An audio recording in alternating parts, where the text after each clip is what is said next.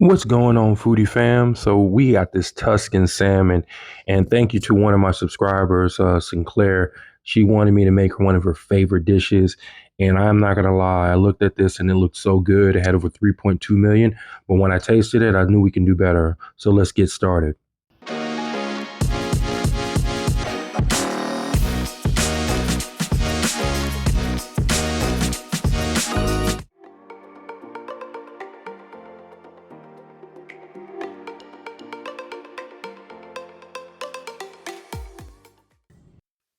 All right, so we're gonna get started with our Cajun blackened rub. So it's actually a blackened seasoning, and what we're gonna do is we're gonna actually add. Most of these are one part, but the two part we're gonna add is more chili powder and smoked paprika. And the reason why is because we want this to be a red sauce. Now, if you notice, I put the salt in there at the end, and I actually used more of a powdered salt, which if you have a little coffee grinder, you can take your salt, your kosher salt, and grind it that way. I like to do it so it comes in more like a powder instead of like a granulated rub. So if you notice, I'm gonna season both sides of this, and I'm gonna let this rest a little bit. I'm gonna take a little bit of the excess, put it on the bottom of it so it sits in there and rest a little bit, and I'm gonna pour a little bit of the blackened seasoning on both sides.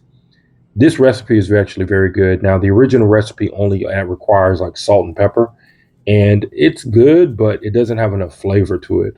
And if you ever been on one of my channels, you know that I love flavor, and you gotta have some flavor. If you don't have flavor in your dish, why are we eating? Okay, so as you notice, I just put it down, patted it, moved it aside. Now I got my handy. If you don't have a food processor, please get one. It's a nice little dish thing to have on the side.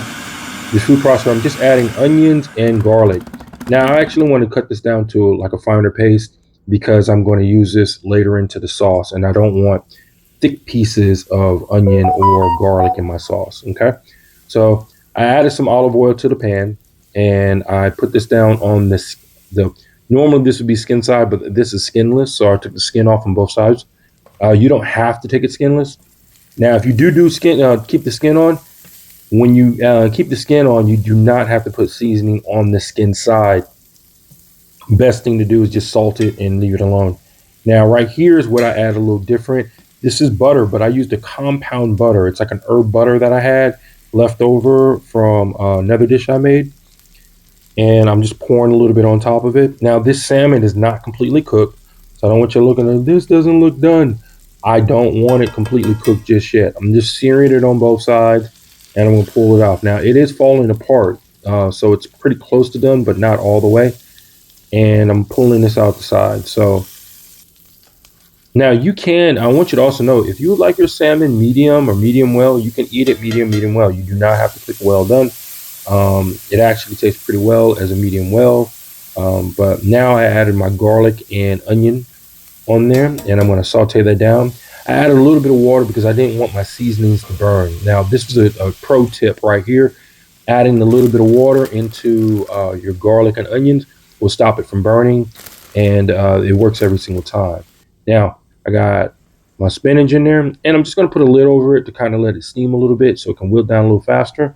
And now I'm just going to mix it in here a little bit. Okay, so that's mixed in. I got my flavors in there. I got my seasonings are mixed in well. Next thing I'm going to do is I'm going to add in my heavy whipping cream. Now, here we go. Where's my heavy whipping cream? There it goes. Oh, no. Sun-dried tomatoes. My bad. But sun-dried tomatoes. We're going to add the sun-dried tomatoes in. Then we're going to add our heavy whipping cream in. And I'm going to let this simmer a little bit. I actually probably added a little bit more heavy whipping cream in. And the reason why is because I wanted it a little bit thicker. So a little bit more sauce on this. So here we go. Add a little bit more heavy whipping cream. And I'm going to simmer this down a little bit. And once I simmered it down, I notice, okay, it's bubbling up pretty well. I'm going to add a little bit of Parmesan cheese into this. Now, this Parmesan cheese, I turned it off the eye. So once I put the Parmesan cheese in, I turned the eye off. I pulled this down a little bit, and now I'm just letting it sit a little bit. Now I'm going to take my salmon. I'm going to slide this salmon in right on top. and you can actually go from here and eat it. Now, I actually made this with some garlic mashed potatoes. You can do this with rice. You can do this with pasta, whichever way you want it. It came out amazing with garlic mashed potatoes. So if you notice right here, got this nice fluffy garlic mashed potatoes. And if you haven't made good garlic mashed potatoes, look at my mashed potato recipe in there. And there it goes. I'm gonna add a little bit of this compound butter. This compound butter is really good. Now, what the compound butter is just basically your herbs, your favorite herbs like thyme, oregano, and rosemary. And I blended it up and I put it in some butter. I use unsalted butter because, you know, I like to control how much salt is going into my meal. And this was, I don't know why, this was getting all messy and everywhere, but this thing was so good. Poured just right on top of it.